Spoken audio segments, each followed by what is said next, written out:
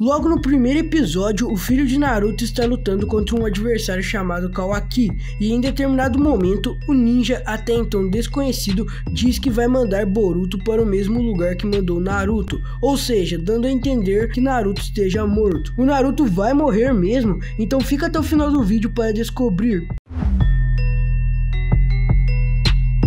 E depois dessa cena do primeiro episódio de Boruto, toda a história volta ao passado, contando os eventos de Boruto para que nós possamos entender como de fato chegaram até o ponto em questão. Nisso, os fãs ficaram totalmente perdidos, sem saber se o sétimo Hokage está morto ou desaparecido. Nesse vídeo estamos com um convidado, o Sempre Lançando. O link do canal vai estar aqui na descrição. Então vamos para a teoria. No capítulo 35, Sasuke chegou a um templo que contava com alguns símbolos na parede, que representavam os chifres de cada Otsutsuki. Eram 3 quadros com 2 símbolos cada, e eles foram colocados um em cima do outro. Quando Sasuke apertou o símbolo que estava na parte inferior do primeiro quadro, o Otsutsuki que apareceu foi Kinshiki. Quando Sasuke clicou no símbolo que estava acima de Kinshiki, apareceu Momoshiki. Quando Sasuke foi para o próximo quadro e apertou o símbolo de baixo, apareceu Kaguya. Quando clicou no de cima, apareceu Jigen. Os outros 2 símbolos estavam destruídos, então Sasuke não conseguiu ativá-los. Deu pra perceber onde quero chegar? Parece que há um padrão nessa história. Relembre a relação que Momoshiki e Kinshiki têm um com o outro. Kinshiki é subordinado de Momoshiki. Ele já deu seu próprio corpo para salvar o mestre. Dessa forma, seu símbolo está posicionado abaixo do de Momoshiki. Seguindo essa lógica, o símbolo de Kaguya está abaixo do símbolo de Jigen. Isso deve significar que Kaguya é subordinada de Jigen. Ela seria absorvida por ele. Kaguya era até então o ser mais poderoso do universo de Naruto. Ela conseguiu ajuntar chakra suficiente para evaporar uma dimensão, para você ter ideia. Só de imaginar que essa mulher pode ser subordinada por alguém, que ela pode ser absorvida por esse alguém, é de tremer as pernas. Considerando que Jigen é o mestre da Kaguya, dá pra se imaginar que ela pode ter vindo à Terra só para guardar o fruto do chakra para ele. E isso é totalmente possível, até porque Kinshiki sem dúvidas guardaria um fruto de chakra para o seu mestre. O clã Otsutsuki parece ter um tipo de lei ou doutrinação para fazer que os subordinados sejam totalmente obedientes ao seu mestre. É só você olhar pro caso do próprio Kinshiki. O cara é tão pau mandado que se o Momoshiki pedir pra ele sair correndo pelado na rua, com certeza ele ia correr. Hagoromo disse que Kaguya veio colher o fruto da Shinju, mas ele nunca afirmou que ela veio para comê-lo. Então seria esperado pelo Jing que a Kaguya tivesse o mesmo tipo de submissão que o Kinshiki tinha com o Momoshiki, só recebendo as ordens do mestre e isso, mas a gente sabe que não foi bem assim. Hagoromo disse que antes de enlouquecer, Kaguya era uma mulher muito boa e carinhosa. Quando ela veio para a Terra para guardar o fruto do Jingen, o mundo passava por um longo e intenso período de guerra. Kaguya, como uma mulher boa que cresceu em um clã autoritário, provavelmente viu uma chance de ajudar aquele planeta e desobedeceu às ordens de seu mestre, comendo a fruta que ela deveria guardar. Ela então ficou super poderosa e acabou com as guerras do mundo sozinha. Apesar do fim da guerra, teve uma pessoa que não ficou nada feliz com essa situação, o Jingue. Quando ele chegou ao planeta e viu que a fruta dele tinha sido comida, ele deve ter ficado bastante irritado. Mesmo que ele fosse superior a Kaguya nas regras do clã Otsutsuki, ela passou a ser infinitamente mais poderosa que ele, pois ela comeu a fruta do chakra. Por isso mesmo a Kaguya conseguiu derrotá-lo.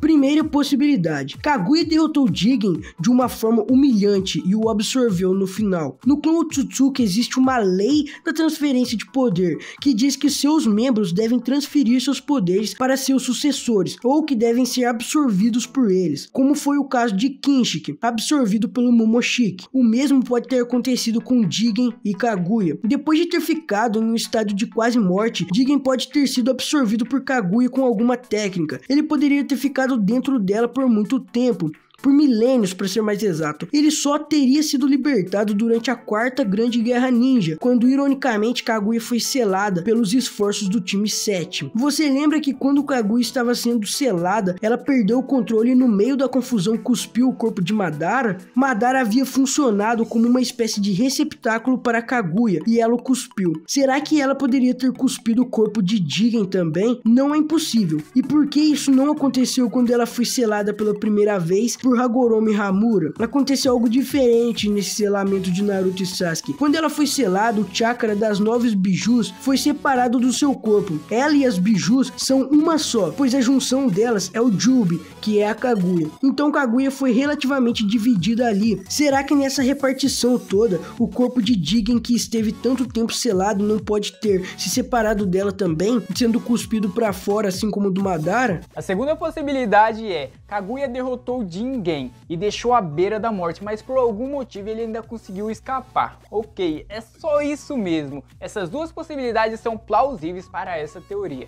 Agora, seguindo em frente, é preciso falar do misterioso selo conhecido como Karma. Até agora, ele só foi adquirido em 2 formas: matando um Otsutsuki, o caso de Boruto, que matou o Momoshiki, ou artificialmente, o caso do Kawaki. Afinal das contas, que diabos é o Karma? Ninguém sabe ao certo. O que se sabe é que te deixa muito amaldiçoado e que ainda te deixa muito casca grossa, muito forte. E aparentemente te torna um receptáculo, mas será que é só isso mesmo? O Karma é dado pelo Otsutsuki para aquele que o matou. E se o Karma vier com um pedaço de consciência do Otsutsuki para que no futuro ele consiga possuir o corpo do usuário?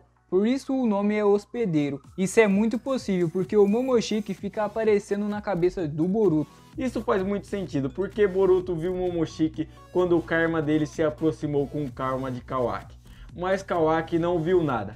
Isso deve ser porque ele recebeu o karma artificialmente, então o dele não tem a consciência de ninguém. Aliás, você deve ter coçado a orelha lá atrás quando ouviu o selo amaldiçoado, não é mesmo? Qual é a primeira coisa que vem na sua cabeça quando alguém fala em selo amaldiçoado? Orochimaru? Sim, o cara das cobras tem uma grande ligação com os selos amaldiçoados e você sabe bem o porquê. Ele ajuda a reforçar essa teoria, pois transferia parte de sua consciência para esses selos. Graças a ele, ele podia literalmente reviver a partir deles. Inclusive fez isso quando Sasuke reviveu a partir do selo da Anko. Essa era uma das peripécias de Orochimaru, que fazia para conseguir a sua imortalidade. Mas não é a única. Ele também usava uma técnica conhecida como ritual de transferência, que fazia com que ele transferisse sua alma para o corpo de um hospedeiro. Era isso que ele queria fazer com o Sasuke, mas não deu muito certo. Exato, tudo isso se assemelha com o que o Karma poderia ser. Se a teoria estiver correta, isso tudo faz tanto sentido que é difícil a gente olhar para outra direção. A relação entre Orochimaru e Jingen não acaba por aí. Tanto o Karma quanto o selo amaldiçoado de Orochimaru são selos que não podem ser suportados por qualquer um. Se não for compatível, pode morrer. Orochimaru fez o teste com 10 cobaias e delas só uma sobreviveu. Essa cobaia era a Anko. Jingen também teve várias crianças como cobaia para passar o Karma, mas o único sobrevivente foi o Kawaki. Orochimaru é o maior pesquisador de toda a história de Naruto e não é possível que ele tenha encontrado informações sobre o Karma, tendo usado ele como base para criar os selos amaldiçoados e essa técnica de ritual de transferência. Em uma ocasião, Sarada comparou o Byakugan no Jutsu da Tsunade com o Karma, já que o formato deles é muito parecido. Naruto e Kawaki dispensaram essa comparação, dizendo que é só um ninjutsu. E Mitsuki respondeu que Orochimaru contou pra ele que é o Byakugan tendo uma história bem longa e misteriosa. Toda essa cena implica que ele tem alguma relação com o Karma. Então, a partir disso tudo, não é mais tão possível que Orochimaru tenha conseguido pesquisar algo sobre o Karma. Enfim, o que queremos dizer com tudo isso é que o Karma pode servir para guardar a consciência de um Otsutsuki, ou melhor, igual o Orochimaru fez. Isso significaria que o Momoshiki pode acabar se apossando do corpo do Boruto. Sobre Jigen ter sido derrotado ou absorvido por Kaguya, nos 2 casos ele teria ficado muito fraco e seu corpo provavelmente não teria muito tempo de vida sobrando, principalmente se tiver sido absorvido e cuspido, pois ele teria que dar um jeito de sair daquela dimensão. Pode ser que o corpo fraco ele tenha induzido alguém a matá-lo. Com esse alguém tendo assassinado um Otsutsuki, ele receberia o Karma e um pedaço da consciência de Jigen. Jigen pode ter feito sua consciência dominar o corpo desse hospedeiro, conseguindo um novo corpo para seu chakra e consciência. Um novo corpo com Karma.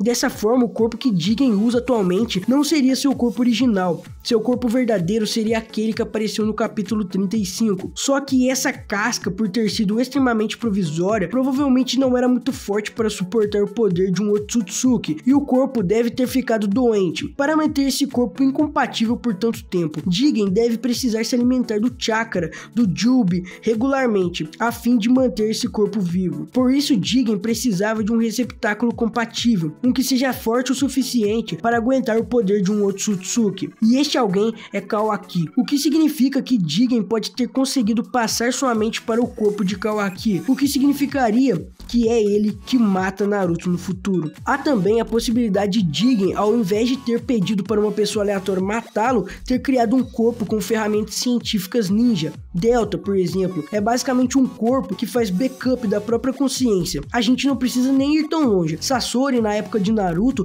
ele fez uma marionete viva de si mesmo, com sua consciência e chakra concentrada em um cilindro em seu peito. É totalmente possível que Jigen fizesse isso, mas esse corpo também não seria forte o suficiente e por isso ele precisaria de Kawaki. Valeu, Guilherme, aí pelo convite. Guilherme aí do Cultura Animada, que tá criando um conteúdo muito top sobre Naruto e vários outros animes incríveis. Então, se você tá vindo aqui do canal Sempre Lançando, já se inscreve aqui embaixo para você acompanhar vídeos de anime muito top, com muita qualidade e com ótimos temas, né, Zé? É isso mesmo, Guilherme, você é fera, gostamos muito da participação aí, valeu! E se você ainda não conhece o canal Sempre Lançando, o link vai estar aqui no primeiro comentário e também lá na descrição. Lá nós também fizemos um vídeo com o Guilherme, que vai estar aqui também nessa tela final, sobre Boku no Hero, esse anime que vocês gostam muito. Então corre lá porque tá fera. E essa foi a teoria da morte de Naruto. Se você gostou do vídeo, não se esqueça de se inscrever para não perder nenhum vídeo e deixar o like, porque isso me ajuda muito. É isso. Falou!